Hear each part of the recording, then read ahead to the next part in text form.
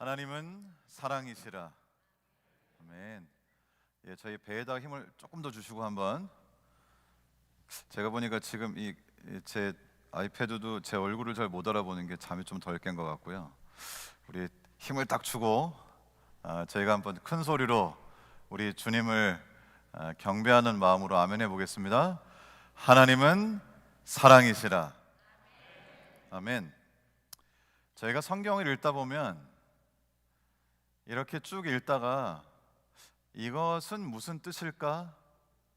그리고 그냥 다음 절로 넘어가는 성경절들이 있습니다.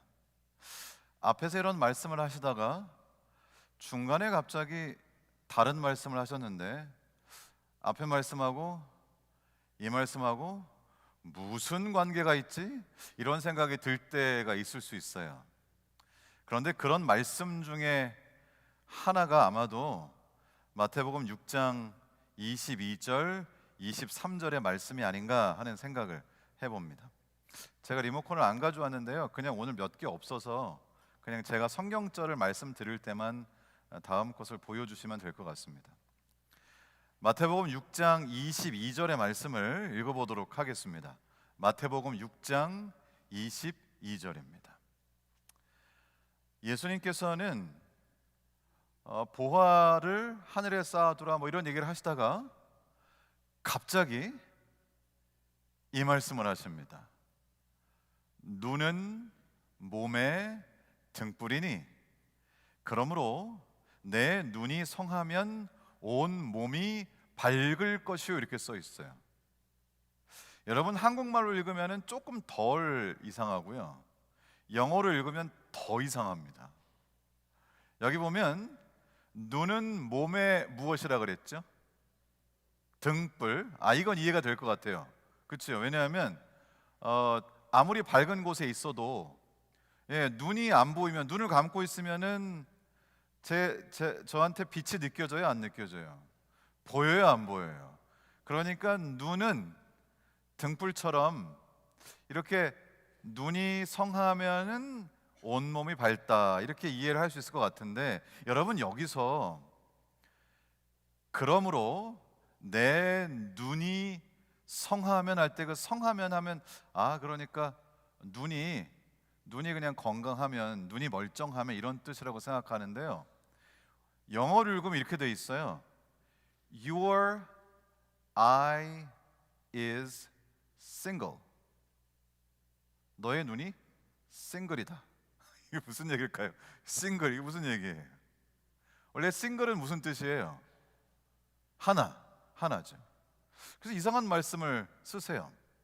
제가 궁금해서 이 말씀을 좀 이렇게 깊이 들여다 보았더니 굉장히 깊은 뜻이 있더라고요. 여러분, 저희가 눈을 가지고 뭔가를 볼 때는 이렇게 볼 때는 한 군데를 봐요? 아니면 한꺼번에 두 군데를 봐요? 눈은 두 개인데 볼 때는 한 군데를 봅니까? 두 군데를 봅니까? 한 군데를 보죠. 그래서 여기 지금 이 말은 뭐냐면은 그 눈에 초점이 맞추어져서, 제가 지금 앞에 황순정 집사님 딱 보고 있는데, 황 집사님을 이렇게 한 사람을 이렇게 딱 한 사람 하나 싱글 한 사람을 이렇게 딱 보면, 자, 그러면 만약에 여러분의 눈동자가 이렇게 한 군데를 보지 않고 오른쪽 눈동자는 오른쪽을 보고 왼쪽 눈동자는 왼쪽을 보면 어떻게 될까요? 제대로 볼 수 있을까요, 없을까요? 볼 수가 없어요. 만약에 오른쪽 눈동자는 왼쪽을 보고 왼쪽 눈동자는 오른쪽으로 볼 수가 있을까요, 없을까요?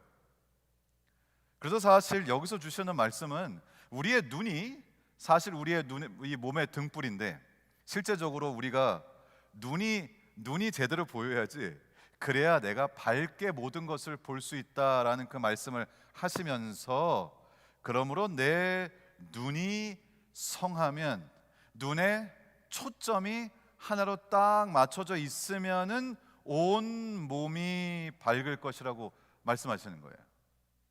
사실은요, 이렇게 초점이 잘 안 맞으면 잘 못 알아보죠. 여러분도 아마 여기 계신 분들 중에도 눈이 조금 좋지 않으셔서 초점이 잘 안 맞으셔서 잘 안 보이시는 분이 계실 수 있어요.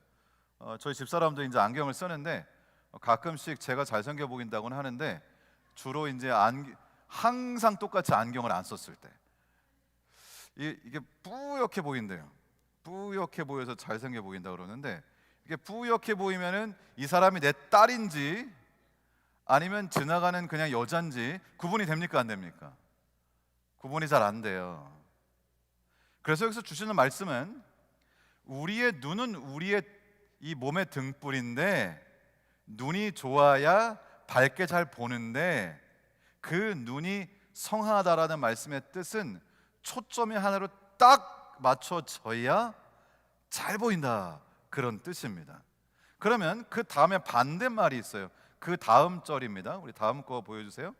6장 23절에 눈이 나쁘면 온 몸이 어두울 것이니 그러므로 내게 있는 빛이 어두우면 그 어두움이 얼마나 하겠느냐. 여러분 여기 나쁘다 이 말이 영어 성경 뭐 원어에도 그렇지만은 영어 성경에는 뭐라고 써 있을까요?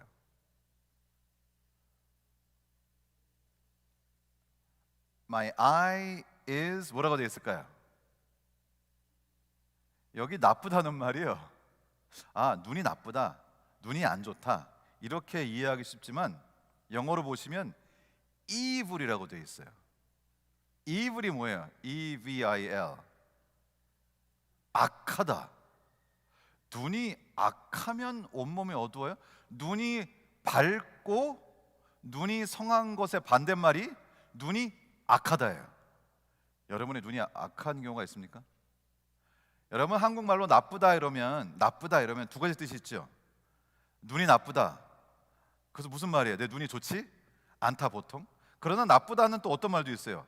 악하다, 나쁘다. 도덕적인, 영적인, 부정적인 부분도 사용을 한다는 것이죠. 그런데 참 공교롭게도 여기 써 있는 이 헬라어 단어도 똑같아요. evil, 악하다는 뜻도 있고 또 나쁘다는 뜻, 그러니까 안 좋다는 뜻도 있어요. 이 이중적인 의미를 이 성경절이 다 담고 있어요. 그러니까 눈이 초점이 딱 맞아가지고 한 군데를 딱 볼 수 있으면 blurry하지 않고 흐릿하지 않고 침침하지 않고 정확하고 밝게 사물을 볼 수가 있는데 만약에 눈이 나쁘면 혹은 초점이 안 맞아서 오른쪽 눈동자는 오른쪽을 왼쪽 눈동자는 왼쪽 이렇게 보고 있으면은 이렇게 하면 어떻게 된다는 거예요? 몸이 어두워요. 그리고 자꾸만 그렇게 좋지 않은 시력으로 자꾸만 보다 보면 나중에 어떻게 돼요? 시력이 점점 나빠지면서 나중엔 아예 안 보이게 될 수도 있잖아요. 그런데 여기 성경에서 예수님께서 말씀하실 때는 이렇게 1차적으로는 눈이 실제로 별로 좋지 않은 것을 눈이 악한 것으로 표현했는데 초점이 맞지 않고 두 가지를 동시에 보려고 하다가 아무것도 보지 못하는 것을 예수님께서는 악하다고 표현하셨습니다. 이게 무슨 얘기일까? 무슨 얘기일까? 성경에 이런 말씀이 있습니다. 야고보서 1장 8절입니다. 야고보서 1장 8절입니다. 두 마음을 품어 모든 일에 정함이 없는 자로다.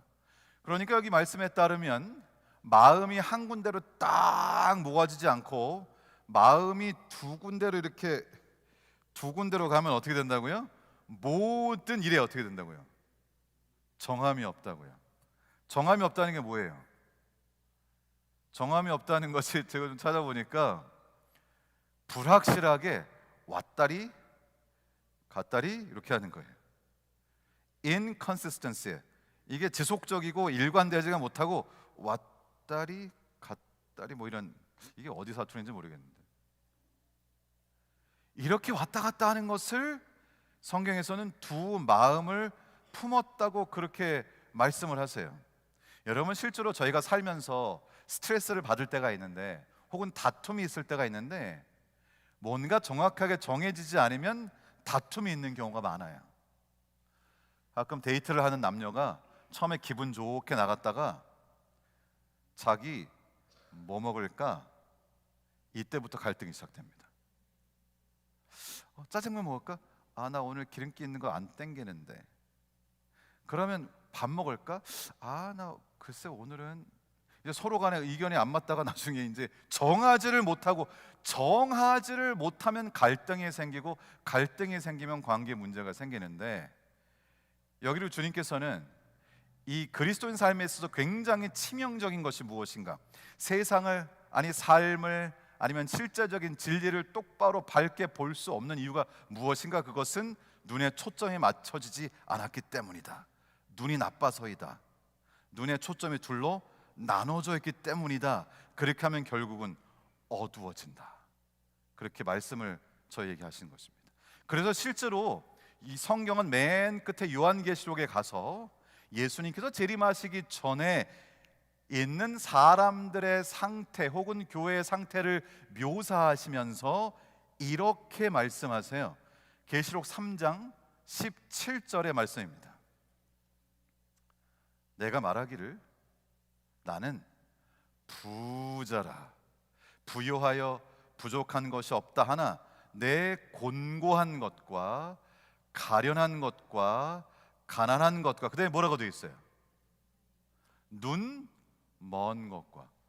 이 과정에 뭐 제가 그냥 이렇게 비유적으로 생각해 본 거지만, 처음에 한 가지에 초점을 맞추지 못하고 마음이 나누어지고 영적인 눈의 초점이 분산이 돼서 두 가지를 다 이렇게 보다가 나중에는 초점이 안 맞고 흐릿하게 보이고, 그리고 결국은 정확하게 진리를 깨닫지 못하고, 결국은 자신의 삶의 진정한 영적인 진리를 깨닫지 못하면서 나중에는 눈이 여기는 멀어졌다고 표현을 했잖아요, 그죠? 이렇게 성경에서는 표현하고 있습니다. 자, 이제 아까 읽었던 오늘 본문의 말씀, 마태복음 6장 23절의 말씀의 뒷부분입니다. 자, 제가 다시 한번 읽어보겠습니다. 눈이 나쁘면 온 몸이 어두울 것이니 그러므로 내게 있는 빛이 어두우면 그 어두움이 얼마나 하겠느뇨. 자, 이런 경우 같아요. 이거 그냥 제가 한번 생각해 본 거예요. 방에 촛불이 하나 켜 있어요. 촛불이 켜 있고, 촛불이 그래도 꽤 밝아서 방이 이렇게 환합니다. 그런데 그 방에 있는 사람이 이게 초점이 안 맞아가지고, 눈에 초점이 안 맞아서 블러리하게 이렇게 뭔가 희미하게 보이고 잘 안 보여요. 점점 눈이 침침해져요. 이런 형상이 계속 되다 보니까 나중에는 막 책상도 치고 벽에다 부딪히고 잘 안 보여가지고, 그러다 나중에는 결국 불이 켜 있는 촛불을 탁 쳤어요. 그럼 어떻게 될까요? 촛불이 꺼졌어요. 사실 눈이 흐릿하지만 그래도 뭐가 좀 보이긴 했는데, 만약에 거기 빛 자체가 꺼지면 어떻게 될까요? 아무것도 안 보여요. 내 눈이 어떤 상태이든 관계없이 내 눈이 좋아졌다고 하더라도 빛이 없으면 아무것도 안 보여요. 그래서 여기 뭐라고 말씀하시냐면, 다시 읽을게요. 6장 23절에 눈이 나쁘면 온 몸이 어두울 것이니, 그죠? 눈이 나쁘면, 그죠? 그런데 그러므로 내게는 빛이 어두우면 그 어둠이 얼마나 하겠느냐. 여러분, 성경에는 빛이 나오는데 누가 빛이라 그랬죠? 예수 그리스도. 예수님께서 요한복음 8장 12절에 이렇게 말씀하십니다. 요한복음 8장 12절입니다. 예수께서 또 일러 가라사대 나는 세상에 뭐라고요? 빛이니 나를 따르는 자는 어둠에 다니지 아니하고 생명의 빛을 얻으리라. 사실 저희는 여기서 지금 굉장히 중요한 사실을 한 가지 깨닫게 됩니다. 예수 그리스도의 빛이 꺼지는 것이 무엇으로부터 시작되느냐?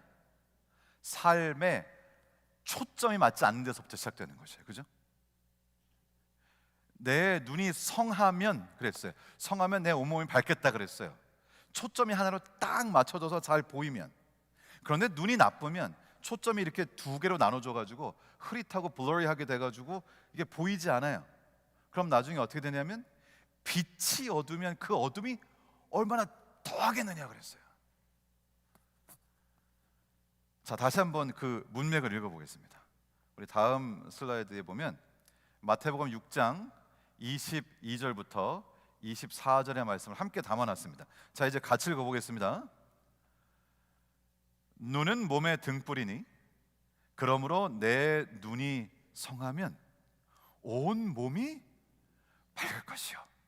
우리의 삶에 눈의 초점이 하나로 딱 싱글 포커스가 딱 돼 있으면은 온 몸이 밝을 것이요. 눈이 나쁘면 흐릿하고 초점이 맞지 않아서 둘로 분산이 되어 있으면 온 몸이 어두울 것이니 그러므로 그 결과로 불마저 꺼지면 그러므로 내게 있는 빛이 어두우면 그 어둠이 얼마나 하겠느냐. 그렇다면 예수님께서는 여기서 이 둘로 나누어지는 이 두 개의 초점에 대해서 무엇을 말씀하시는 건가? 그래서 24절의 말씀이 이어지는 것입니다. 24절에 이렇게 써 있어요. 한 사람이 두 주인을 섬기지 못할 것이니 혹 이를 미워하며 저를 사랑하거나 혹 이를 중히 여기며 저를 경히 여김이라. 너희가 하나님과 재물을 겸하여 섬기지 못하느니라. 여기 정확한 답이 나왔네요. 그러니까 눈이 나쁘다는 건 뭔가, 어둠에 있다는 건 뭔가, 눈이 좋은 성한 한 가지에 초점이 딱 맞춰지지 못하고 양쪽 눈동자가 다른 곳을 보고 있어서 초점이 안 맞아 눈이 나빠 결국 어둠에 거하고 결과적으로는 빛마저도, 우리에게 주어진 빛조차도 이제 우리가 없애버리는 어두운 지경까지 오는 것은 바로 이렇게 눈이 성하지 못한 데서 오는데, 눈이 성하지 못하게 하는 그 두 가지 초점이 보통 무엇인가? 하나님과 재물을 겸하여 섬기려고 하는 데서 오는 것이다. 우리 주님께서는 사람들이 크게 관심을 갖는 것, 하나님을 대적하는 것이 결국 예수님 재림하시기 직전까지 지속적으로 이어지면서 재물이 될 것이라고 말씀을 하시는 거네요. 여러분, 사람들이 왜 이사를 가죠? 왜 직장을 옮기죠? 왜 좋은 학교를 가려고 하죠? 물론 다 그런 건 아니겠지만 그것이 일반적인 이유가 되고 있다는 것이고요. 여기서 우리가 한 가지 중요하게 좀 봐야 될 것은 섬김이라고 표현하셨습니다. 두 주인을 섬기지 못한다고 말씀하셨습니다. 그러니까 내가 누구를 섬기며 사는, 여러분 돈이 필요할까요? 안 필요할까요? 혹시 돈이 없이도 사실 수 있는 분 계세요? 이 돈이라고 하는 것은 결국 내가 가장 중요한 우선순위로 여기는 그 우선순위, 내가 사실 섬기는 그 대상이 누구인가를 말해주는 지표인 것이지 섬김의 대상은 아니라는 것입니다. 그게 무슨 말씀일까요? 어떤 분이 저한테 그렇게 말씀하세요. 아유, 그 자식놈들 키워봐야 소용 하나도 없어. 그래도 자녀들한테 잘해주시는 것 같은데요. 아유, 잘해주긴 뭐 자녀끼리 사는 거지. 그래서 나중에 알고 보니까 집도 사주시고 차도 사주시고 용돈도 주시고 다 커서 자기가 돈 버는데도 그렇게 하시는 걸 보면 이분의 우선순위가 어디에 있다는 거예요. 지금 자녀에게 있다는 걸 보여주는 거죠.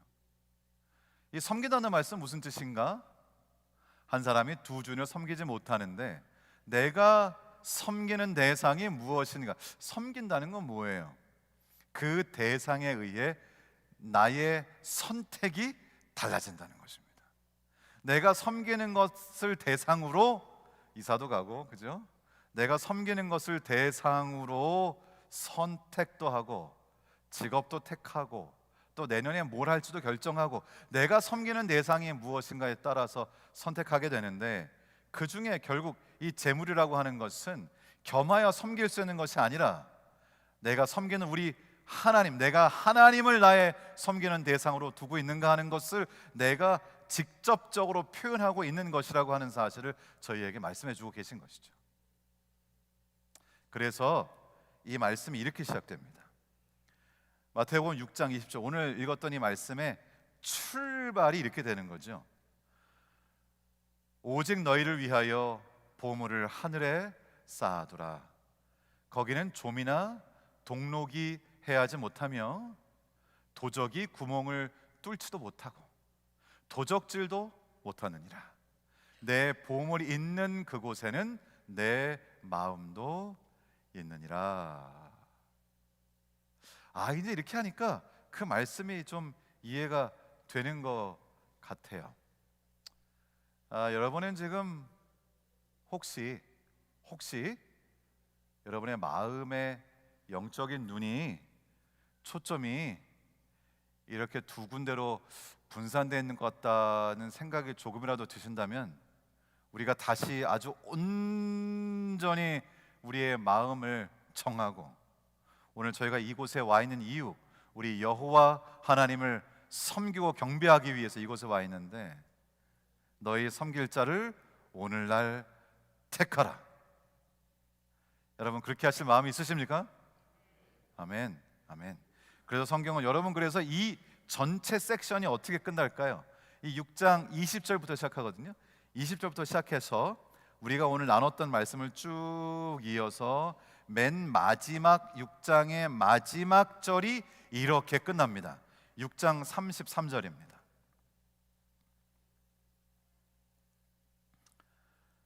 너희는 먼저 그의 나라와 그의 의를 구하라. 그리하면 이 모든 것을 너희에게 더하시리라. 이것이 이 6장 20절부터 33절까지의 결론입니다. 34절 하나가 아마 더 있을 거예요. 결론이에요. 오늘 저희는 눈이 나쁘다는 것이 무엇인지, 우리가 성한 눈을 가지고 살아야 한다는 것이 무엇인지를 깨닫게 되었고요. 제가 바라기는 혹시 오늘 이 말씀을 듣는 분 중에 마음이 우리 하나님과 재물의 분산, 우선순위가, 섬김이 분산되어서 혹시라도 우리의 빛이 되시는 예수 그리스도를 자기도 모르게 치워버려 내 빛이 어두우면 그 어둠이 얼마나 하겠느냐 라고 하신 이 예수님의 정말 마음에 큰 염려와 부담으로 하신 이 예수님의 말씀이 해당되는 분이 없게 되기를 주님의 이름으로 축원합니다. 제가 오늘 말씀을 줄이면서, 제가 오늘 조금 일찍 마치는 이유는 오늘 우리 재무보고하고 헌금 작정 시간이 있으셔가지고 재무장로에 나오시기 때문에 제가 조금만 일찍 마치도록 하겠습니다. 제가 어제인가 이 카톡을 하나 받았어요. 임이진 집사님에 관한 재판입니다. 지금 한국에서 지금 있는 거예요. 법학 전문대학원 면접 시험이 토요일입니다. 그런데 이 집사님께서는 예수 그리스도께서 자신을 위하여 십자가에 달려 돌아가시고 예수 그리스도의 허락하신 은혜를 통하여 구원받은 하나님의 자녀로서 하나님께서 명령하시고 원하시는 삶을 살기를 원하십니다. 우리가 다 부족하지만은, 그러나 우리 주님께서 우리에게 허락하신 주님의 뜻이라고 하는 것을 우리의 삶에서 실천하고 이루고 살기를 원합니다. 주님께서는 이 십계명 가운데 나 외에 다른 신들을 내게 있게 말지니라, 우상을 섬기지 말라, 여호와의 이름을 망령되이 일컫지 말라. 네 번째 계명이 뭐예요? 안식일을 기억하여 거룩히 지키라.